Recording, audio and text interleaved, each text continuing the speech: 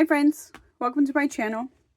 If you are new here, I am a homeschool mom to a 10-year-old who's going into 5th grade in a couple of weeks, and this will be our 6th year homeschooling. And on this channel, we share all things homeschool that we plan or experience on our homeschool journey. So today I wanted to share how we're going to be approaching science for our 5th grade homeschool year. This year is going to look a little different than the years past because we're kind of dividing science into two parts. So for the first part, we're going to be doing a deep dive into human anatomy, and that's going to deserve a video all on its own. And so I'll be sharing all those plans in a separate video. Then once we finish that unit, we're going to spend the rest of our year working through our California 5th grade science standards. And we'll be using the standards really as like a roadmap, building lessons around them using a variety of resources. Now, I could just use a workbook to meet our state standards. And in fact, that's what we ended up doing at the end of the year last year, because we were just over experiments. We really hit a real strong science fatigue at the end of the year last year. And so we finished out the year with a workbook just to kind of check off the rest of our state standards. But my daughter is a very hands-on learner, and I think science is one of those subjects that should be experienced, not just read about if possible. And in the human anatomy unit we're going to be doing, that's very hands-on, but in other ways, not so much when it comes to experiments. So I really wanted to build lessons that included experiments, notebooking, observations, models, and other hands-on activities. So this video, I will be sharing with you how I planned everything out and kind of show you what a couple of the lessons will actually look like. So after I've planned them. All right, so first let's start with the resources. So I'm going to walk through some of the resources that I pulled together to create these lessons. The very first thing is this composition notebook.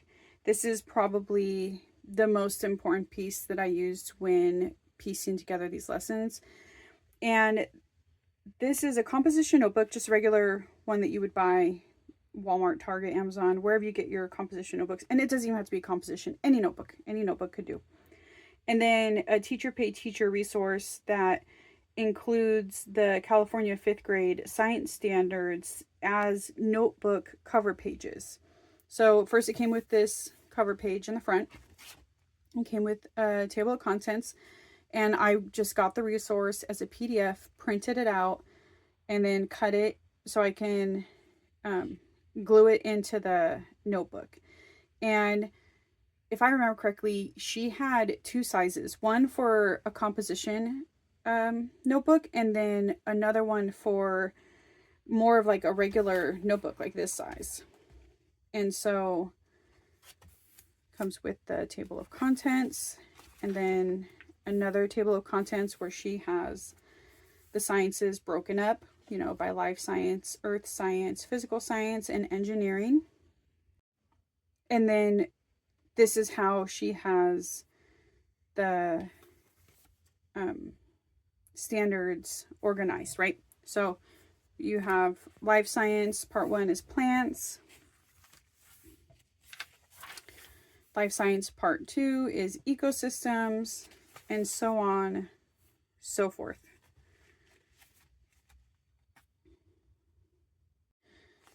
Then I have this, this is a planner that I created specifically to plan out these lessons.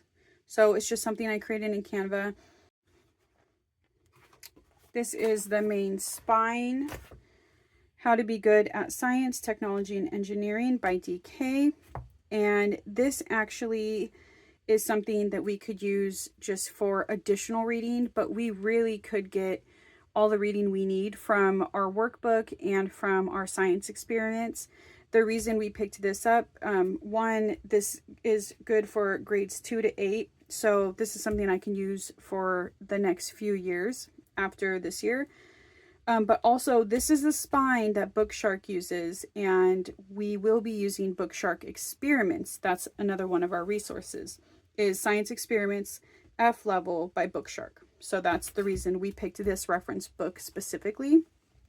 And then the last resource, not the last resource, the last resource in front of you, is the 180 Days of Science for 5th grade.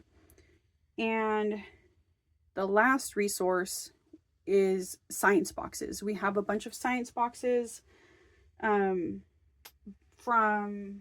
Science Unlocked.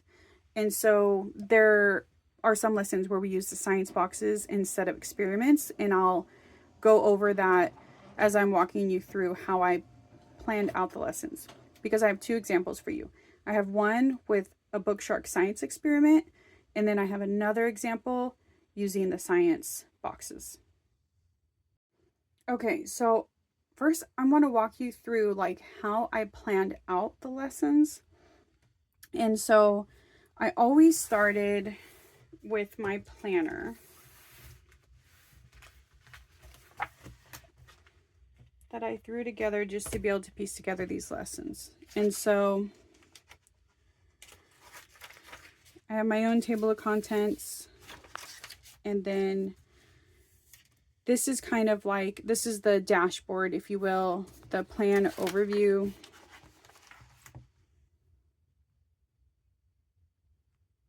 Let me see how close I can get. So I have the subject, science, the grade, and then the how many days per week I plan on teaching science basically, which is for us 2 days a week on Wednesday and Thursday. Then I put in the topics, which is plants and life science. Wait, let me go back further.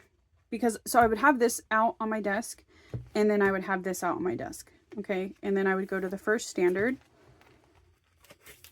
which is the plants, life science. Okay, so this information is what I use to fill out this information. Then I would copy the standard down. There's always a standard code, and then there's a description of the standard. And that, the person who created this TPT resource, it's always down on the bottom. So you don't even need to copy it because it's in here, but I don't know. Sometimes I just like to make extra work for myself because I like it all in one area. So I would create the standard there, and then I would note down what workbook we're using. Will there be notebook activities to complete where there will be an experiment? If so, what is the resource of the experiment? So in this example, we will have an experiment and it'll be with Bookshark. Then I would just start to capture information in a little bit more detail. So if we're going to be notebooking, what are we going to be doing in the notebook?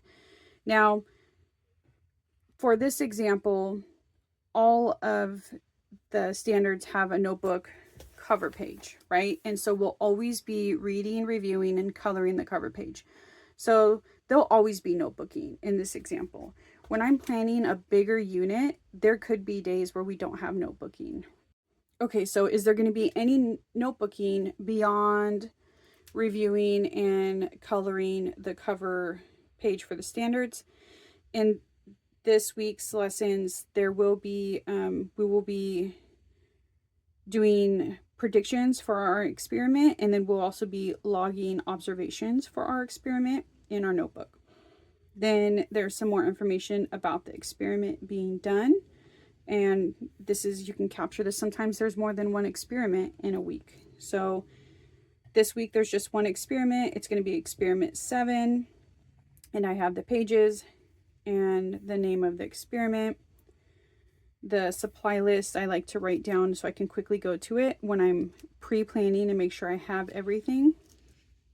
And then I put a little note on here saying that this is going to take 1 to 2 weeks when it comes to notebooking. Like, this is not going to be an experiment that we set up, do, and get data right away and the lesson's done. This is something that we're actually going to have to monitor over the next few weeks. Okay. This page has, this is where I would write any picture books that we're going to be using. And then, do we own it? Is it something we're getting from the library? Is it something I want to buy? Reference books that we will be using, and in this case we will be using our How to Be Good at Science reference book, page 85, and we own it, so I circled that. I have an area to capture any videos I would want to watch that would, you know, supplement this lesson.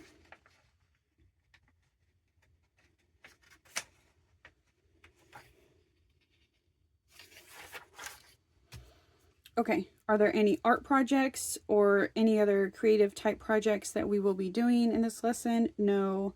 Same with games or other hands-on type activities? No. Any field trips? No, not for this lesson. Then what I do is I have the lesson plans per day. So I know that I'm going to teach science Wednesday, Thursday. So for every standard that I plan out, I'm going to have a lesson plans page for Wednesday and one for Thursday. Now, in this case, we didn't end up having a second day. When I got all the stuff planned out, we didn't need a second day. But again, this is going to be something that we're observing for 1 to 2 weeks. But we didn't have anything we needed to do on day 2. You know, it'll be the setup on day 1, and then we'll be observing it and doing our notebooking over the next few weeks. But I'm going to show you like all the resource pieces that go along with this. So let me go ahead and show you what that would look like. So looking at my lesson plans, already I noted that we don't need a second day. So I know we're doing everything today on this Wednesday. Now, I numbered on the side. There's probably a better way to do this. I don't know. This worked for me. And I'm still kind of working out how this planner is going to kind of be laid out. And also, again, this is a pared down version. So maybe I just need a completely different concept for much smaller units. But anyways, starting with number 1, again, I already mentioned this. We would read and color the cover page. Then she would read How to Be a Good Scientist, page 85. So I already flagged it.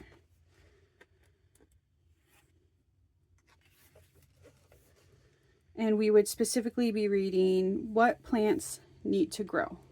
Okay. After we read that, she'll do the workbook, page 54.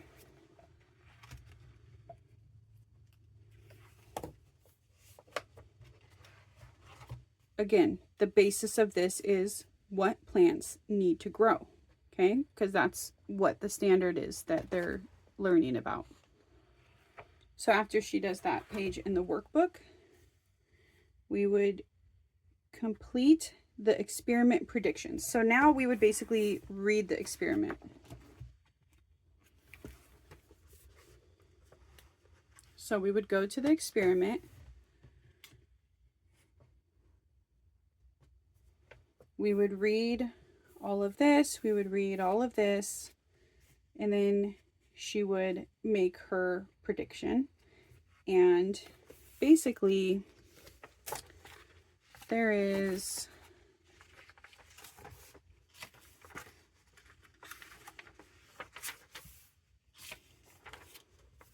charts in here. I don't know if you can pick that up because it's like a really light yellow. They're not all, they vary in colors as you go through the workbook, but this specific experiment, it's like a yellow border. You might not be able to see it really well. So this is a data chart, and then there's an ecosystem food web page as well. So basically I captured those in her notebook. So after we read the experiment, she would make her prediction here, and it says, based on your research, make a prediction. Which growing medium do you think will provide the best support for the growth of your seeds? Provide reasons for your selection. Then this is a chart that we would do as we're observing it for the 1 to 2 weeks. Okay, so collecting the date that the seedlings emerged for the different groups, and measuring the largest leaf when it comes to length, and then width, number of leaves, and height of the largest plant. So that's what the lesson would look like for us for our first standard that we would cover. And that's just, so 1 week, 1 day, that one is done. All right, the next one I wanted to share with you. I wanted to share because it was just a little bit different, because we didn't use the Bookshark experiment. Instead, we used a science box. And I guess this is just kind of a way to show you, I mean, you can really use anything. You can just, you can go to the library and check out a book that has different experiment ideas in it. Or, I mean, you can really just piece anything together. So the next one that I wanted to show you is Earth, Sun, and Stars. This one covers 2 standards.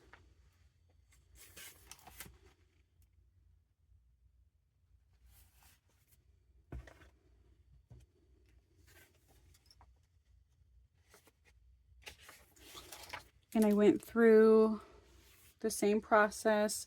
I didn't fill out the top section because, again, this whole book is science, whereas in my other unit study planner, I have different subjects in there. So this part is more critical for that planner. Okay, so I have the topic, I have the standards, the workbook pages. So these workbook pages cover this standard. This workbook page covers this standard. Notebooking, yes. Experiment, no. But I put in the notes, we will be using a science kit, the dark side, which is by Science Unlocked. So same process. I collect what we'll be capturing in our notebooks. There's no science experiment. I don't have any additional reading or videos. Now in the create section, I have that we're going to be creating a Earth, Moon, and Sun model, and that's using just like construction paper. And then for the other standard, we're going to be creating like a shadow creation structure type thing. And I'll show you the workbook, so that makes more sense because I'm not explaining it the best. And then these 2 sections, we're going to not have anything in there. So then we come to our lesson plans. Okay, so for our lesson plans, the first thing we'll do is color and review our standards cover page. Then we'll do 174 and 175 in the workbook. Okay, so this is for the standard regarding the brightest star and the which standard is that? The apparent brightness of the sun compared to other stars due to their relative distance from Earth. So that's what these 2 pages will address. Then we'll read what we need to do for our model. So this is the book that comes in the science box, the dark side. Okay, so we'll do reading on this page, page 4, and then go through the steps to build this model. And the model ends up looking like this. Hopefully that's not blurry for you. If it is, I apologize. And then that would be the next thing to do is to create the model. Now, I already made edits on this because originally I had the shadow device that we need to create on Thursday. But then I realized we have to capture and measure the shadow every hour starting at 8 a.m. And so it just made more sense to have this thing already built before Thursday. So after we created the Earth, Moon, Sun model, we would then create the shadow structured device. And so I have that as 12 through 18. Okay, so basically reading this and building this device, right? And this is going to cast a shadow, and we will measure it every hour. And I have a note here. I have this copied in the notebook. Then after you have all the data, you'll graph it out. And again, I have this copied in the notebook. So that'll be our notebooking for Thursday, which is what I have here. This is what we will notebook. And then there was a second part of this standard that talks about stars that come out seasonally. And so there was one workbook page she would do that day also. And that's this page that goes over the stars and when they are visible by season. So that'll complete that standard. Overall, I'm really happy with how this came together and how I was able to use this tool to really piece together lessons that will work for us. I hope I did a good job explaining that. Sometimes when there's so many pieces in my brain, I feel like it just comes out like a big old word salad, which makes me kind of crazy. But I just figure maybe this can help somebody when it comes to planning any sort of unit study or topic specific type lessons. I will be sharing our human anatomy unit in a later video. But yeah, if you're trying to figure out what to teach for science, you know, using your state standards as a guide could really take the guesswork out of planning the topics at least. And you can still put it together in a unit that really works best for your students. So even if you don't follow them exactly, I mean, they're just a wonderful roadmap.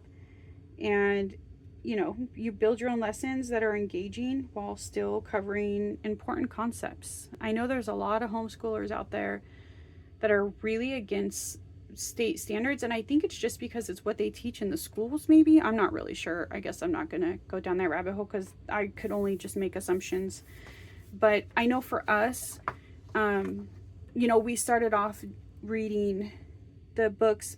I can't even think of what they're called right now. They were like what your child needs to know in second grade or what your child needs to know in kindergarten.